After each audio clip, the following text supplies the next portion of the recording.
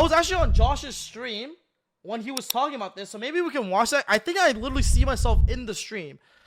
What is it? My problem with competitive Yugioh. Oh, this one. Yeah. Okay, let's take a look at this. To keep up with. This is I was in a stream actually. I actually happened to be in a stream live when this happened. Actually, I forgot what day of the week it was. discussions going on over my holidays, and I didn't really dive into it because I was on holidays, and I wanted to see if I actually watched this video. I actually watched the Team APS video already. Started with this video, which is titled "Why Are We So Bad at Talking About Yu-Gi-Oh cards?" Oh yes, perfect. All right, guys. Part A, now we're part B. Okay, we're at part number 2. I love Josh, but he was yapping. Oh, okay, let's find out. Spend a fair amount of time thinking about, and I wanted to join that discussion, and for that I need to, get myself up to date. So Yu-Gi-Oh content has just sort of shaken out in a very specific way over the last 5 years. Since COVID, and I'm gonna speed this up a little bit. Before that, people have cared a lot more about content creators and their opinion than they've cared about the actual underlying card game. Now, I just want to get out ahead of admitting I'm part of the problem. I think that's fine. God knows caring about the progression series in 2020 was a lot more fun than whatever Cecil format was, but it comes at the cost of consistent competitive content. I will say, after you top this way, something how you sign call it a primer. Yeah, I can actually make a side decking video, to be honest. Like, I actually thought about making one, and it's actually not too bad. Like, it's actually quite simple. I think people just overcomplicate it. It's actually quite easy, I think. I mean, it's a little bit harder when you have to, like, because it's hard finding the right card, but, like, finding, like, the right amount of cards for the side decking is, like, fine, but I don't know. One thing I'm experiencing, you guys can just, like, I'll give you guys the quick, easy answer for you in the chat. Find the matchups that is not already covered from the non-engine in your main, and then just cover it in the side. Like, see what, like, weaknesses you have against, like, just write down, like, 5 decks that are gonna be, that you think are gonna be most highly represented, and then just side for those, and then for the rogue options, like, side, like, generic cards like Pank or some shit. And that typically is, like, typically it, to be honest. Something that you guys experience as well, or whether my impression is correct. Trading card games are very hard to keep up with. This is one of the reasons why I'm so happy that I've been able to make it my job to do this, to keep up with the game. Is simply because, like, these sort of games, especially with the release schedule in recent years, it's very hard to stay up to date with Yu-Gi-Oh, right? And so doing all of this work on your own is a very, very tough ask. New set comes out, I have to read through all the cards, I have to evaluate for myself what is good, what is relevant now, what is irrelevant, and, all that kind of stuff, right? It's only natural that you go. Don't you play your side to always have 15, 18 non-engine post side? It depends on the format. Like, against certain decks, like, I'm citing my life savings to beat this dude, because, like, if you're playing against Infernoble, I'm putting fucking Ghost Spell and just and DD Crows. Like, fuck it. Like, if I don't draw anything, I lose the game immediately on the spot, right? There are decks that you gotta side everything in or you're gonna lose. You know what I'm saying? Like, yes, like, there are predicaments there, but more often than not, against other decks, you can, like, you can keep, like, 12. Like, you just replace non-engine for non-engine. It's, like, typically fine. If you want to side out some engine, I think, like, you can do the math on, like, if you side out 2 engine, it's still the same if you draw 6 cards. You know what I'm saying? If that's the case, then you could go for it. Like, side 2 non-engine, 2 main engine, and then take it out for, like, 2 more non-engine. There are also, like, some easy side decking stuff. Like, for example, like, if you play a card that's designed to go first, right? Like, for example, I'm trying to think of a good example. Like, Infernoble plays Angelica's Ring. Going second, I'm siding out Angelica's Ring because it's mainly a go first card, right? Like, it's stuff like that. I think a lot of it's pretty intuitive. Where to look for other. Like, I can take out Angelica's Ring. I can take out a Phoenix Blade. Like, or not Phoenix Blade, but, like, you know what I'm saying? Like, one of the other equips. Like, this shit is only good for going first. You know? Whether it's taking out reframing in Manadia. Balanced reaction, go watch a set review of the newest set, whatever. This is why people consume content, right? I mean, it only makes sense, right? It's a very natural thing, and I'm sure people do the same in other card games, right? They want someone else to look at this set of 100 new cards into the game and tell them what is good, what is bad. You go to someone, a content creator that you trust. It's a very, very normal thing. I do this. Why would you do everything from scratch when there is resources out there? This is not even exclusive to card games. People do that in every single game. You go watch freaking guides or anything like that just to save time, because time is precious. I would argue if you watch someone who creates good Yu-Gi-Oh content and knows how to explain, why a card is good or why a deck is good, explain it well, and you follow their thought process, you learn how to evaluate things, right? That's why a lot of these articles mirror the same type of language that you would see in a YouTuber-style breakdown. The people who are writing it are responding to the wants of a community that has largely displayed they want to see the Bussy Boy and Farfa argue for the 50th time more than they want to see a breakdown of what the Sun Avalon combo actually looks like. Maybe this is just a different perspective because of the kind of community that we've fostered. I'm pretty sure the culture in MBT's chat is different than it is here, but I feel like we don't have that problem. I feel like if I set the tone for it to be a serious discussion, we have serious discussions, right? Like we can have that. We have the trolling and all that and the pen pestek and all that in the right moments, but I do feel like this could be an issue of different Twitch streamers having just fostered a different I'm doing the chat, year-long content creation in a certain way, right? But one thing we absolutely can change. I was like in this. I like like our mindset. remember that I had no idea what was going on, and I tuned into Josh's stream in the morning because I work. Like I'm at work, but I put Josh's stream on in the morning while I work, and I just put headphones in. So majority of the time, like I just have my headphones in, and I'm just like grinding on my computer, and so like I'm listening. I'm like, dude, I'm like, what the hell is happening? What are they talking about? So you know what I'm saying? I had to chime in. Strength to be able to elucidate why every single card in your deck is important without pointing whoever's asking to a Jesse Cotton video. And only when that understanding is commonplace will we finally receive Yu-Gi-Oh reporting that doesn't read like a man in 2009. Okay, I don't know why we're so focused on articles. Maybe that's because he's coming from partially a Magic background, and maybe Magic has a more focused on articles culture. But I'm pretty sure that like it's as simple as articles are not the premier way of creating content anymore. If I'm going to create competitive content, I'm not going to freaking write an article. Maybe that's just me, but I don't think articles are a 2024 way of really conveying information the best. But like, does it really matter which form you're conveying the information? I mean, I don't really like articles. I was never good at learning from articles. Like there is detailed competitive content out there on YouTube, as simple as that. I think there's you know what is good though? You want to know what is really good content, guys? I love this, and it is kind of useless, but I actually really enjoy them. It is written feature matches. I actually like reading them a lot. I don't know about you guys, but I like reading written feature matches a lot. I know like they're not necessarily articles, but like I would learn from those from written feature matches too. Like I remember, actually, if you guys go back to the SJC era, in the SJC era, they actually this shit is so archaic that they were fucking doing written features back in 2008. But anyways, back then, I mean still now, like one of the ways that I think was it Joji Orlando or like was it metagame.com? I forgot the website, but there's a top duelist back in the SJC era that said one of the ways that he got better was he would read feature matches and block the other half, and then like for example, he would read like, okay, this person starts with this 5-card hand, how would they have played this hand out? And this was during like the era of goat format and shit. Like you're fucking like deciding between setting one back row or setting a monster or summoning the monster in attack. Those are your decision point. So he said the way he would get better was he would watch top players, read top feature players' feature matches, see their 5-card hand, and see how they would play the 5-card hand. I don't remember who it was. It might be Joji. It might be I don't know who it was. Okay, but that's what they were doing back then. But that is like examples of like critical thinking. That is obviously that is like one of the ways to get better. I actually did that when I first started playing the game, except I did it with feature match videos. I watch so much ARG content. I watch a lot of like feature matches from Europe content. I watch like infinite feature matches because I'm trying to figure out like, okay, like how, like why did this guy play this way? Like I don't understand. Like why did he do this? I remember when I first picked up Salamangreat in 2019, I did the same thing. I'm watching like infinite Salad videos. I'm like, fuck it, give me every feature match with Salamangreat. I'm just gonna watch it. And when you can go and be like, into the mind of like why these players play the way they do, you get to like learn a lot about really learn a lot about like sequencing, right?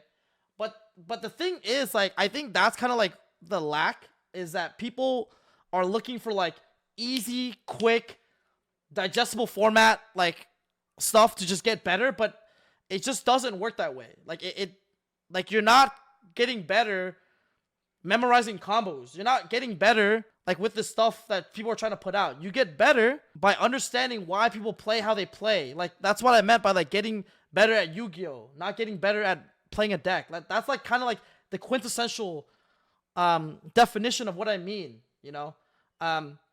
because you got to understand how the top players think and then emulate that, right? Or maybe after a certain point, you start seeing shit that these players don't even see, which is when you like start like are getting better. You know what I'm saying? And yeah, issues with competitive Yu-Gi-Oh content that I'm constantly trying to work on or find solutions for. One is that like Yu-Gi-Oh is a niche still, even though a relatively big one. And then the people that would actually go and consume in-depth competitive content, I believe, is relatively small. You're putting yourself into a niche within a niche. And I've noticed this in the past. At some point, I remember specifically, I made a video about a very brief introduction to sprites, a very brief introduction to tier elements, right? What do these new decks do, right? When they came out, the fundamentals of the two archetypes, right? And those two videos at the time did really well. And then I made a video a couple weeks later going into more detail on what was the best level 2 normal summon for sprites. People were playing Diva, people were playing Nimbles, people were playing the Dark Beckoning Beast or whatever. I made a video talking about comparing those, which is, I would say, a more advanced kind of thing when it comes to competitive content, right? It's much more specific than just learning what do these new broken sprite cards do, what do these new broken tier element cards do. That video performed horribly, whereas the other two performed relatively well, right? And it's just like, as a content creator, I mean, you can just do the content you want to do, of course, and that's all, but you always try to balance it between the things that actually are well received, right? It feels like when you go into too much detail in your competitive content, the niche becomes too small. I think you're missing the point. MBT is saying you and Jesse are typically outliers in knowledge, but the general Yu-Gi-Oh community isn't too great at critical thinking. I don't know exactly what he's expecting, because I don't think the Yu-Gi-Oh community is like on average more or less stupid or whatever you want to call it than other communities. I think that is just a general thing with modern society, is that like sometimes people rely on others to do the work for them, right? People go online and go watch a deck profile and take the deck and don't do much thinking, right? That's something that people can do. This is not necessarily a problem though. No one is hurt by that. I'm not hurt by the fact that my opponent doesn't know why he's playing the cards that he's playing in his deck because he copied the list somewhere. That's not something that hurts anybody. If anything, this hurts my opponent, because at the time where I think the hardest part, which I feel for MBT for this, because I think the hardest part about like getting guides for like Virtual World, for example, is you gotta find someone who's like knowledgeable on that topic and who will put in the time and then also make content out of it. Like, just some people just don't care. Like, you know what I'm saying? Like, Virtual for me, like I don't care too much about, for example. But like, it's like you gotta find someone who would like put in that time, which is obviously like really, really difficult in my opinion. Like I feel for that. Yo, Scrub, thank you for the tier 1. Better off learning and understanding the game at a fundamental level rather than just copying the deck list, right? And this is what constantly Yo, a busty witch, thank you. Happens when you net deck. By the way, net decking is a great thing, especially when you start playing the game. It's a very important. It would also let me relevant for 1 week. Yeah, I think like the whole updating aspect is also super cancer, but hey, maybe the updating aspect is good. Maybe like you just keep making updated videos over and over again and you just make a playlist out of it on YouTube. Like there are definitely solutions for sure. You start learning the game, you need at least somewhat functioning deck to be able to at least not get soul crushed every single game, right? And so like I would argue the better order of learning about this game is you learn how to play it first and then you understand the background, right? You understand why the cards are there and so on and so forth, because it's much easier to learn those things from seeing the stuff in practice, right? You don't learn that much from playing a deck that is not cohesive at all, because the first deck you're going to build yourself is just probably going to suck, right? Because there's 12,000 cards or whatever it is now, right? If you just sit someone down and you're like, okay, here's a starter deck, build a deck, they're not going to learn that much, right? Net decking is great and all, but at the end of the day, usually when it comes to performing well at a competitive level, if you want to take it one step further, you do need to come up with stuff before other people know about it, which isn't usually the case when you net deck, right? Because when you net deck something, it's already out there. That's how you found it, right? You found this deck profile on YouTube. That's why you know about it. Everyone else also knows about it, and you're not going to surprise anyone with it, right? Not that you always need a surprise factor, but innovation in deck building, seeing what other people play and making a deck that's good against that is one of the most important parts of any given format. There's usually a lot of development between tournaments, right? You can't expect to do well at a YCS by just copying the deck that won the last YCS, essentially, right? Because everyone is going to know exactly that list. And that is usually a step that you have to do by yourself. That's how it's always been. Innovate for the next tournament. Usually don't put that stuff out on YouTube, right? This is the same thing when you guys come into my chat a week before YCS and you're like, hey Josh, what are you going to play? It's a very important thing that I'm not going to share on stream because it significantly impacts my odds of doing well, right? Instead of making shit up or saying whatever, I'll tell you guys I don't want to spoil it. You know, I'll give you guys my opinions on things. I'll tell you I like this deck, I don't like that deck, I like that card, I don't like that card, but I'm not going to be like, okay, this is my list for the next event, because that would significantly change the outcome of my performance, right? Where was I going to go with all this? I guess what I'm trying to say is it's each individual. You know what's funny? I think I mean, this is a very different time, and obviously it's not even of the same level, but I remember I think I posted my like prank kid deck before one of the remote regionals I played, or I like uploaded one of my virtual decks before one of the LCSs I played, I think, which I thought was like kind of funny. Like you just like put the deck list out there, but like, you know, it's very different. Like when you get to the size that Josh is at too, it's like, bro, everyone and their mothers, like if he like puts out a video say whatever he's playing, like that would be like, it would be so hard for him to do well. Ability to learn about the game beyond just, you know, watching a deck profile or net decking the deck from the last YCS. But I do think there is good content out there. There's also not as good content out there. That's to each individual on which they prefer. And I have been thinking about making more in-depth content again. Yeah, actually, guys, so like this whole point actually is kind of nice. Like I do appreciate something that came out of this, which is I think like it also got me start thinking about my own content and like what I want to put out, which I think is like kind of like the positive from all this discourse that's been happening within the Twitter space, the YouTube space, all this stuff. So it is nice because like I actually started like working and scripting out videos, like start thinking more about like things that I think could like help players overall get better at, if that makes sense, right?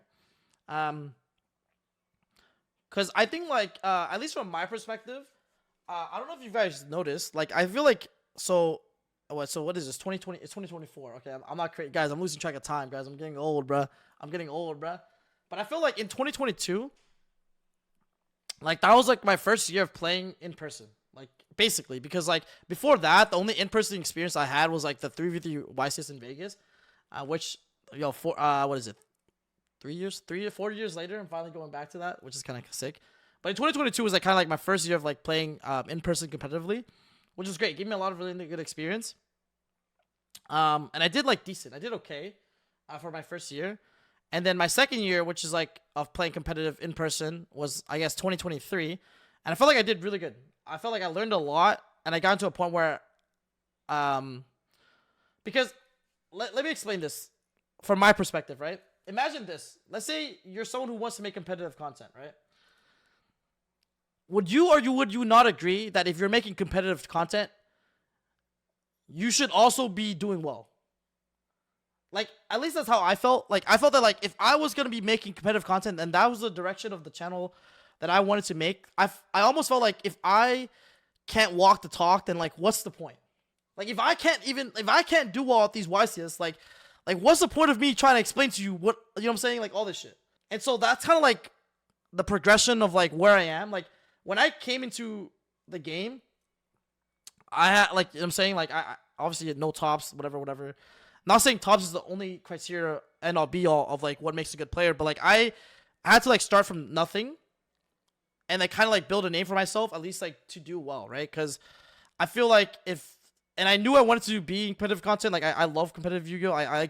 I'm a competitive person by nature, so I knew I wanted to be in this realm, or this niche within Yu-Gi-Oh! But you know, at some point you do feel like I felt like my first year of playing in person was to kind of like prove that, like, okay, I'm out of the COVID scene, whatever. People were like, okay, like, can you also like top in person, right? That was like the first thing. And then I was like, okay, like now that I'm able to do that, it's like, okay, sick.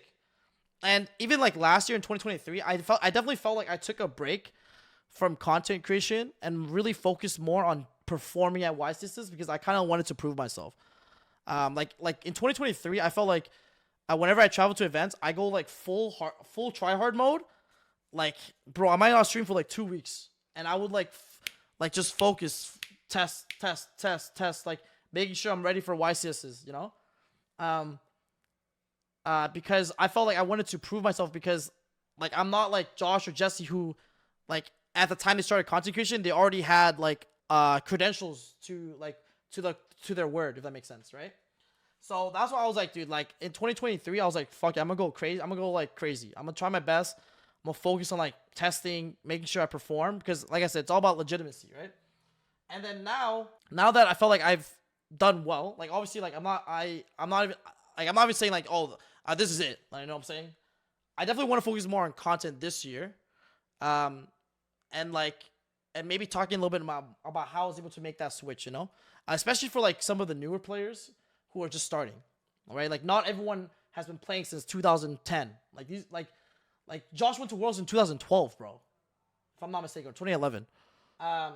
So yeah. Anyways, that's kind of like where I am, and so so just to go back to the point was this whole discourse kind of like made me evaluate like, okay, I want to make more content this year, like.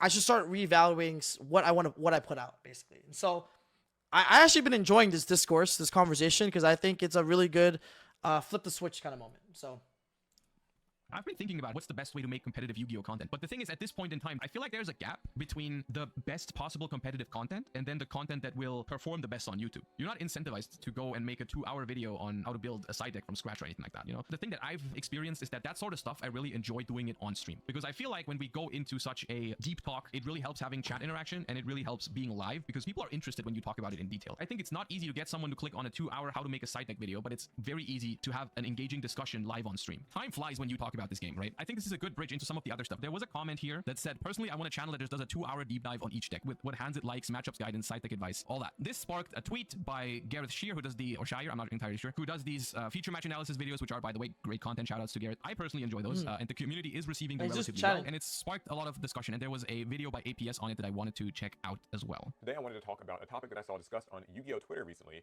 and that is the difficulty with making competitive Yu-Gi-Oh! Content on YouTube. Or to be more specific, the difficulty with making in-depth, long-form competitive Yu-Gi-Oh! Content on YouTube. One other thing I want to say, by the way, if people create the content that MBT's quote-unquote criticizing, right, the not very in-depth, what's it called, surface level, right, if they enjoy making the content and people enjoy watching the content, there's absolutely nothing wrong with that. No cap, I think they're trolling. Wait, what was I saying that in response to? Competitive content. I mean, I feel like that's one of the reasons why my channel has grown, because there is interest in competitive content. Yo, guys, I don't know if you, this is like, I need to go. This is like deja vu. If that's gonna what reach is more happening? People, or if I'm going to scare people away, because not everyone is as deep into the game. That's fine, right? And it's completely okay to make content for the people that don't want to go as in depth or anything. Yo, like what's that, up? right? What's up? So Welcome to the stream. There's a fair point that there's more casual content than competitive content by a lot, but there's also a lot more people that play Yu-Gi-Oh! Occasionally, maybe even casually, than super competitively. So I think it makes sense. Ness getting Haws? This 2-hour-long Magnum Twitch chatter moment? Exactly, guys, I was Twitch chatting.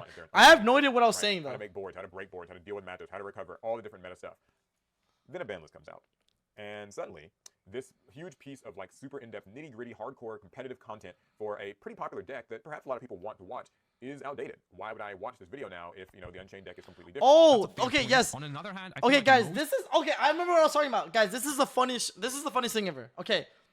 I remember Paul on this video was talking about Unchained. He was like, yo, like I want to see all the ins and outs of Unchained, how to do. I'm like, bro, if I remember correctly, Jesse and I made a video extensively covering how to play around every card in the game.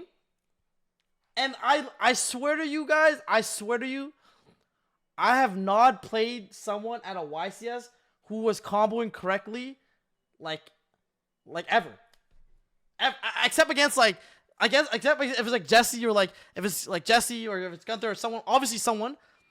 I literally have not played against anyone who was comboing correctly. And I swear to God, Jesse and I put that video out. I'm literally like, there's no way. Like, there's no way. It was so bad to the point that I was siding in Veilers and Imperms against players who were playing Unchained because they were playing and comboing so bad. Like, horrendous. I'm literally like, dog, like, this is... Like, if I Veiler this Yama here, you pass. It actually makes no sense. Like, I actually keep Veilering against them. Like, they were playing, like sequencing so bad. Like, 2-card combo lose to 1 Veiler. So I'm just like...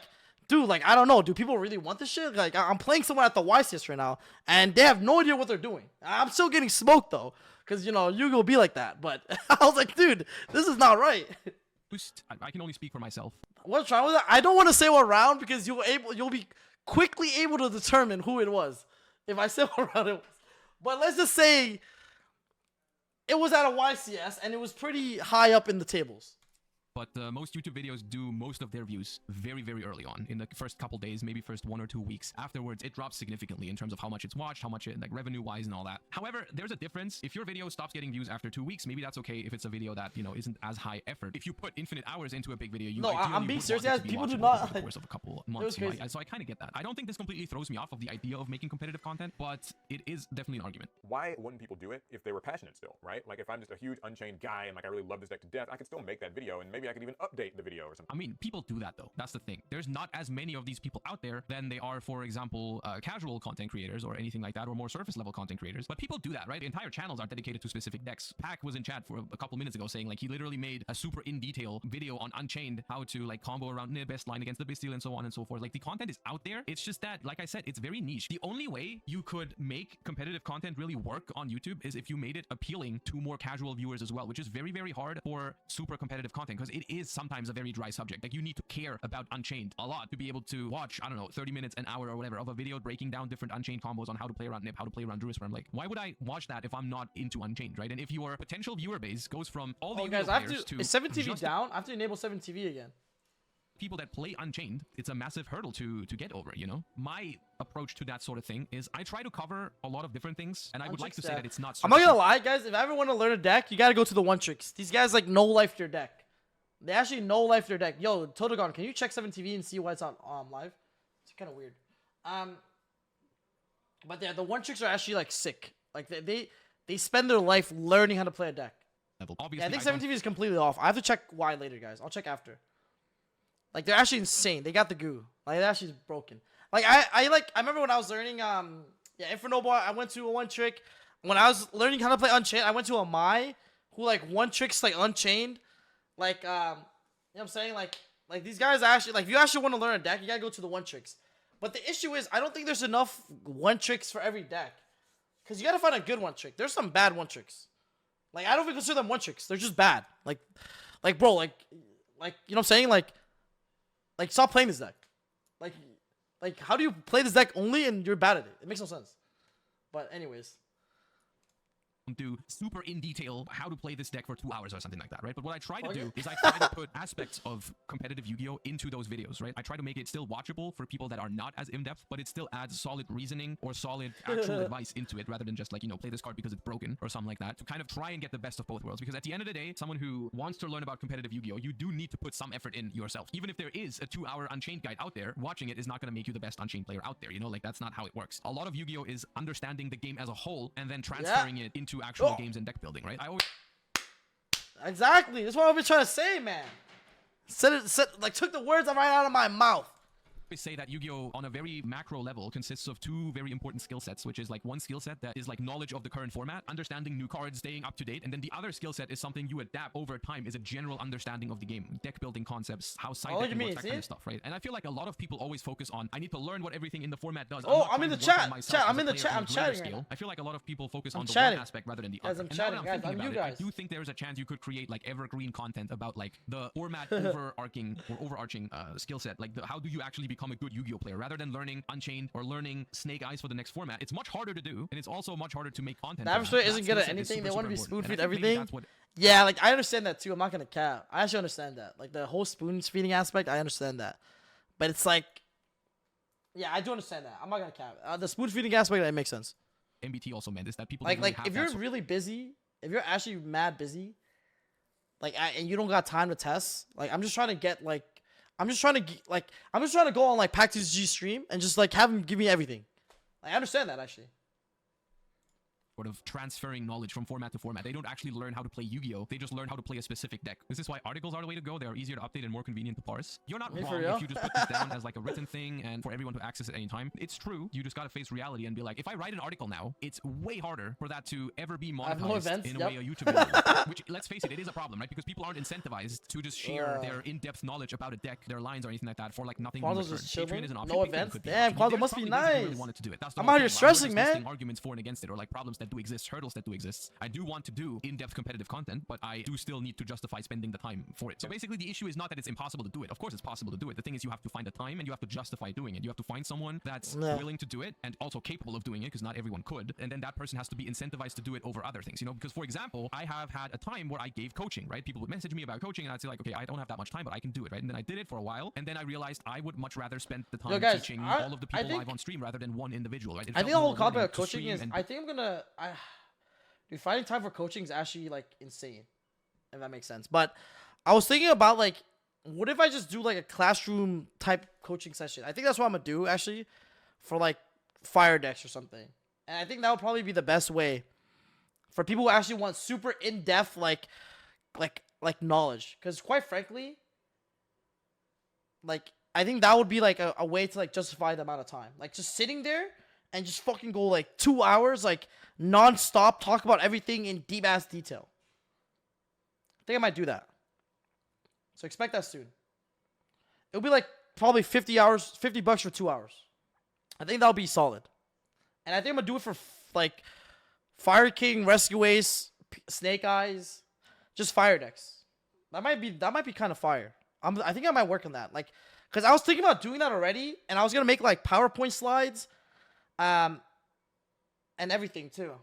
Maybe I do that actually. Infernoble Kappa. Yo, guys, chill. Guys, chill. But maybe I do. I think I'm gonna do that. Build up the stream community rather than get paid by one person. Let me know if you guys would like that. Coaching, right? And so like I was at that moment more incentivized. It'll be like, yeah, $50 for 2 hours. Yeah, that's not too bad.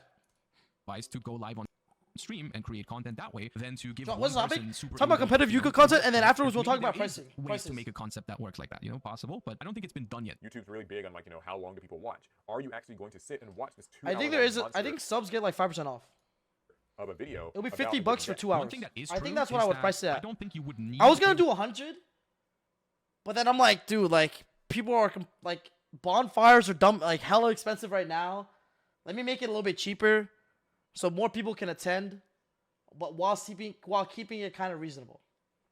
Everyone to watch the video for 2 hours for it to be profitable, because I mean, of course, with a 2-hour video comes more ad breaks and all that kind of stuff, more revenue with more watch time and all that. But still, I feel like, and it's still something that I'm not super confident in saying these things. Yeah, but I don't 100 is understand crazy. the freaking YouTube algorithm, but I could imagine if you made like a mixture, like if I on my channel, right, like I do a lot of 10, 15, 20-minute videos, and if I then upload a 2-hour competitive guide to Bastille Runic, for example, and it's like, okay, a bunch of people watch the like, entire 2 hours, but a lot to of people perform are at gonna watch like 20 minutes or anything like that and then leave. I don't know what this does to the algorithm. So even if that video would probably earn fine money, like it'd be okay probably. I think I'm gonna work on it doing myself. the content in the long run, because I've heard plenty of times, I don't have enough. Because I wanted to myself just, yet with I want to YouTube just say whether like it's true or not, but I've heard plenty of really times that you're just hone incentivized in. to create the same kind of content over time, right? Because you want similar watch times across your videos. You want everyone to click on your videos, but you don't want half of your subscribers to not care about a video, so on and so forth. You know what I mean? But it does suck if you are the competitive type who wants information and wants it in depth and still wants to get it from your favorite content creator. They are not incentivized to do it, so where then could you find it? That's well, true. MBT pointed this out on Twitter, and some other people agreed, and I've said this for a while myself. Thanks, Zephyr. That, you know, it would be nice if there was a place for hardcore competitive Yu-Gi-Oh content that's kind of divorced from the whims of YouTube. Because while a YouTuber might not be incentivized to make your 2-hour-long, you know, perfect, Pack sleeve complete, over? unchained guide. So- Sorry, excuse me, because it's on hand. But you know, even though a YouTuber might not really be incentivized to do it just based on how the algorithms work and kind of what pays the bills, maybe there could be a site that kind of focuses on that instead. And that is where sites like TCG Player come up. It's also where kind of, you know, devout communities like, you know, your Unchained Discord or your Insert Archetype Here Discord come in. And so those do exist, and I think that that is a valuable resource. But it does sort of suck that we in the Yu-Gi-Oh space do not get as much competitive coverage and like in-depth competitive information as we probably could. And it's just because making that information is so difficult when it's really racing against the clock. Some of it really does make sense. Some of it doesn't really make that much sense though, because on one hand, like you're saying, okay, the problem is a lot of people want the content, but people are not incentivized to make the content, which makes sense at first glance and is true in some aspects. But at the same time, if enough people wanted the content, then you would be incentivized to make it. Like if there was enough people out guys, there there needs to be a looking for Wisest on the hardcore East content, Coast, you could easily make it work. like in New York You and just New have to Jersey. make it That'd your be thing. great. So I think part of the problem that we I don't know why there haven't hasn't talked about is been. that there are maybe, and this is a maybe, I don't know the exact numbers, but maybe there are not enough people out there. Maybe the audience is not broad enough for that sort of content. Maybe that's something you have to face, you know, like maybe that's a reality you have to think about, that like, yes, they do exist, hardcore competitive players, but maybe they're not enough, because there are niches for content creation that are simply too guys, small. I do someone think that's a messaged thing. me Maybe saying MBT is looking for coaching. Should I sign up for this? What was this? It says coaching position available. Is it time of the year again? Why is this prep paid coaching position? This is position for individuals well versed in Tengu plant. Oh, Tengu plant. Yeah, I can't help him. If I help him, I'm actually scamming him.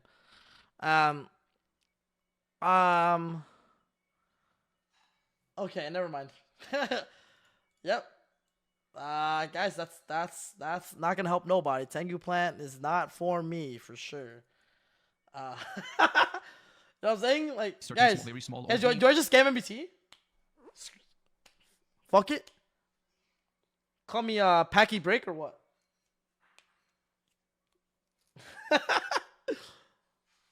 Yo, what if I tweet under that? I'm gonna comment under it. I'm gonna be like, yo, they call me Packy Break back in the day.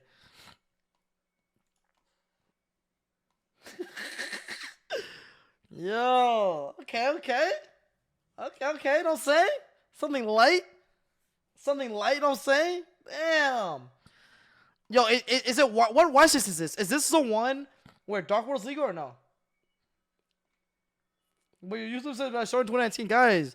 You know what I'm saying? I started in 2019, but my my spirit started in 2010. Games or certain communities, they exist. Back but to they're back, not big thank enough you. to actually incentivize Watch people this to make Timmy YouTube Packy content, break right? to And go. the hyper-competitive Yu-Gi-Oh scene could be just that. Maybe it's not enough to actually maintain a YouTube presence or anything like that, whatever you want to call it, you know? As for me, I made the conscious decision. Columbus or Toronto? Yeah, I don't know which one they're shoot for playing. Evergreen casual Yu-Gi-Oh! I think content. Toronto My is goal with on Dark YouTube Worlds. ultimately is to grow, is to reach a lot of people, is to kind of spread the general Yu-Gi-Oh! Gospel to as many eyes and ears as possible. And so I figured that the best way to do that would be to make, much more casual, broadly appealing content that has a bit of a longer shelf life to it. I mean, let's face it, that was from their perspective probably the right decision. It did work better. If you look at current Yu-Gi tubing, the quote-unquote casual, without that being meant as an insult whatsoever, the casual channels are much bigger than the other ones, right? If you look at Team Sam, you look at SEMO, you look at APS, those are some of the biggest I think Yu-Gi that's been channels out changing there though, because that sort of content just has a like broader audience, I right? think it's actually been, I think things are taking a different turn in 2024. Like for example, like I've been noticing some of my videos like with like the 2-hour long videos, they're getting 40-50K views, bro. They've been kind of popping off at locals. I feel like it's changing, and like I actually think people are actually more interested now. Like moving slowly, surely, quietly, sneakily. They don't get everyone in the Yu-Gi-Oh space, because some more competitive players don't like the too casual content, you know what I mean? Like, not everyone wants that as well, but there certainly are large portions of people out there that want that sort of content, right? But when it comes to competitive Yu-Gi-Oh, I just think what they're asking for here is like, okay, and I do notice that myself, is that the people that do create competitive content, let's say Pac or myself or Jesse or anything like that, we are not incentivized to go as in detail as we potentially could, if that makes sense, right? If YouTube incentivized, I actually just think people would get bored. Like, I actually think like the super in-depth stuff is like hella boring for people. But maybe people do want that. The thing is, it's hard to know without trying. I think I'll try it and see if it's actually like solid.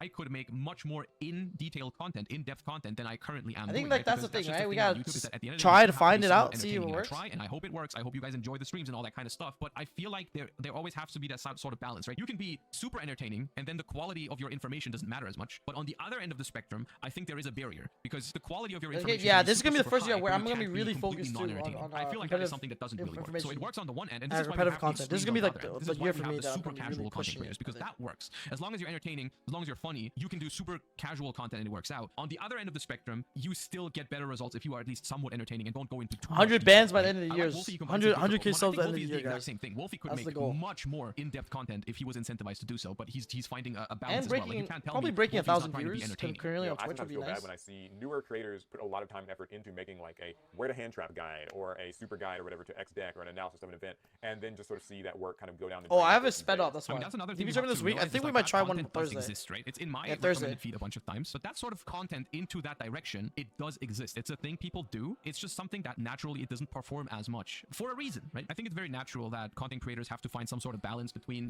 going into too much detail and being somewhat entertaining, and also appealing to people that want to learn the game at a surface level and not start by watching Unchained. The word Hendrick is hella fake. I watched someone say the Hendrick sold it. I wish I was trolling. God damn, guys. Usually the people that are more willing to invest more time. Yeah, and the effort hand trap into guy achieving shit your is goals, right? hella Because it's fake. like if you're a casual Yu-Gi-Oh player, you're not willing to work for certain things, but if you're a competitive player, you are more because, willing to like, go out there and look for the information, even though. The issue with hand trap guys is that like it just doesn't, your opponent just doesn't open 1-card combo hands. They don't open 2-card combo hands. They don't like you know what I'm saying? Like there's just too much deviation in Yu-Gi-Oh combos nowadays. Maybe the linear decks like for example against Fluon de Rees, they have like one play. Sure, maybe you can like guide that, but like I think my issue with like the hand trap guys is like it's not an accurate representation of how to actually hand trap. Like for instance, the difference between you opening 1 and 2 hand traps and how you hand trap your opponent is very different.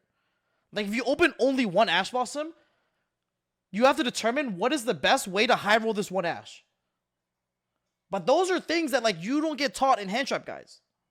Like that has like, you know what I'm saying? Like it's like there's no like correct spot. Like it's that's kind of the thing that I don't know. Like I literally like some of these guys I would literally watch and I'm like, bro, don't hand trap a soldier. I literally watched a guy say don't hand trap a soldier.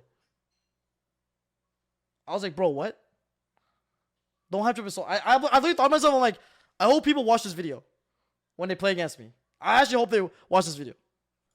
though it's harder to find. I think like, because that's the thing with Henchman. It's like not that simple. In-depth talks like this one constantly, right? This is kind of like the solution, quote unquote, that I've implemented for myself. Like I really enjoy these high-level discussions that we do have on stream fairly often. They simply don't make it to YouTube all the time because, like I said, the stuff doesn't always perform on YouTube as it does on Twitch. And like on Twitch, I noticed that while we're having those discussions, people don't leave the stream, right? People find it interesting once they get drawn into the discussion. Even someone who maybe considers themselves more casually, if you have a back and forth discussion and you ease them into the topic, it's fine for them to even watch it. Drops under 2K exactly this moment. Okay, fair enough. So it makes it a little bit less incentivizing for a person to focus hardcore on, like, you know, really getting that nitty-gritty competitive stuff going. So just to get this to a close, like I said, competitive content is tough to make. I think it's tough to make because I personally would love to. You guys know, whenever we have in-depth discussions about Yu-Gi-Oh, I love that shit so much. I can drag that shit for 2 hours. Like, we've had those talks on stream, right? You remember the talks. I love talking about this game in as much detail as you guys want. And I've been constantly thinking how to make more of that sort of content because I would love to. There's nothing I would love to do more than go even more in detail on the content. Okay, I think I got an idea from Josh from this aspect. I think that makes sense. Am I missing anything else from this whole discourse, guys, that I should go over? No, right? Nothing else, right? I think the only next step is just like, yeah, let's try to think of sick content ideas we can do to make the player base better as a whole, right? I think that's gonna be the next step. Like I said, I think the discourse is good. I think it's important to have that conversation. So why was your voice list in your most recent video so ass? Guys, I'm not gonna lie. I actually thought the list was really good, but I will admit, after posting that video, I do think Diviner should be played just because of Droll. But I do think Nadir is better than Diviner. We can agree on that, right? Nadir is a better card than Diviner, 100%. But I think Diviner plays around Droll better. That's like the only difference. I'm sorry I'm winning every event I attend. No more holding back. Chill. Let me win a couple, know what I'm saying? God damn.